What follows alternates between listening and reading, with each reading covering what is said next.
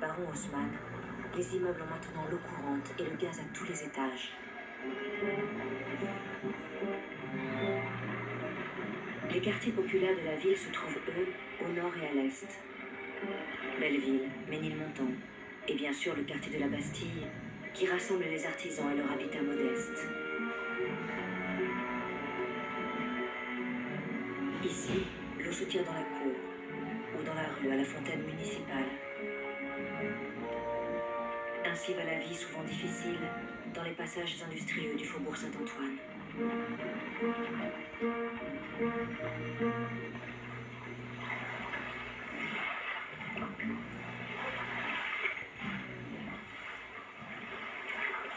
C'est un caprice du ciel qui vient subitement rappeler à tous les Parisiens, quelle que soit leur classe sociale, la fragilité et même la futilité du progrès en marche, lorsque les forces de la nature décident de se déchaîner.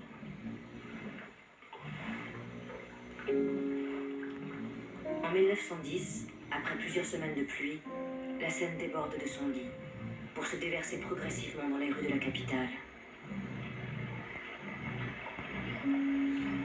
Le 25 janvier, la Seine dépasse les 8 mètres au Palais Royal et le quartier de Grenelle est submergé. À l'extrémité du quai d'Orsay, une crevasse ouvre une plaie béante. Les habitants se sauvent de tous côtés, emportant ce qu'ils peuvent. Le 28 janvier, la Seine atteint 8,60 m au pont d'Austerlitz. La situation devient dramatique. Militaires et services de la voirie installent de fragiles passerelles sur lesquelles on tente de se déplacer. Ce qui frappe le plus les Parisiens dans ces journées éprouvantes, c'est le silence qui règne désormais dans les rues. Comme si la vie s'était soudainement arrêtée, en espérant des jours meilleurs.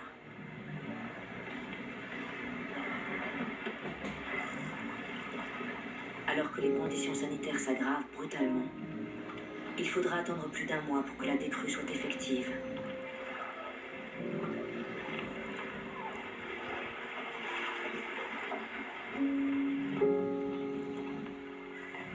L'époque que sont en train de vivre les Français n'est peut-être pas si belle.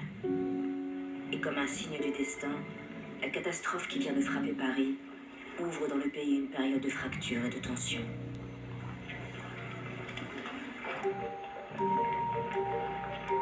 Dans le quartier populaire du Marais, au centre de Paris, la vie reprend difficilement son cours.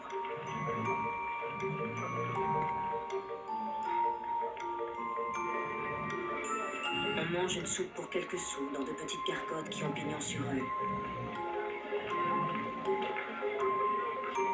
Alors que les salaires stagnent, les prix des produits de première nécessité flambent en raison de la spéculation de commerçants peu scrupuleux.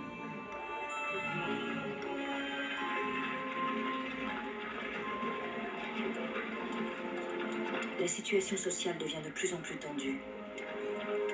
Les soupes populaires se multiplient pour nourrir ceux qui ont le plus de difficultés.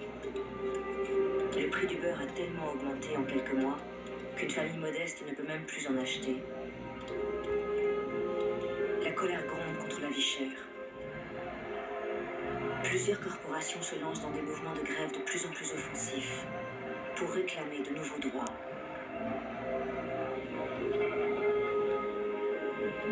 Les cheminots du pays qui travaillent pour différentes compagnies privées sont les premiers à tenter une grève générale de leur corporation.